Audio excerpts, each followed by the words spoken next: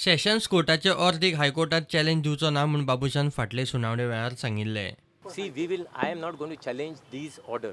For a simple reason, I am not going to challenge because see, we have challenged that order as far before framing of charges regarding the police station.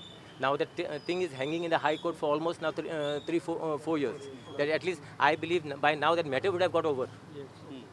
So only only Maya was the accused there, and there were other some 100 other accused. So all those people have got a stay. Only I had not applied in that. So now because of that, we are hanging for almost 4 years now. Because So you will not approach High Court and face the trial here? we are going to face the trial here, but we will basically go to the High Court to tell them to expedite the matter. आरोप निश्चित करपाचे दिसा बाबुशान आपलो निर्णय बदललो आनी हायकोर्टात वता म्हूण सुनावणी फुडें धुकलची म्हूण सेशन्स कोर्टात अर्ज केलो. बाबुशान दावो केलो तो असो. सेशन्स कोर्टान 3 जूनाक दिल्ली अर्द मानवली ना.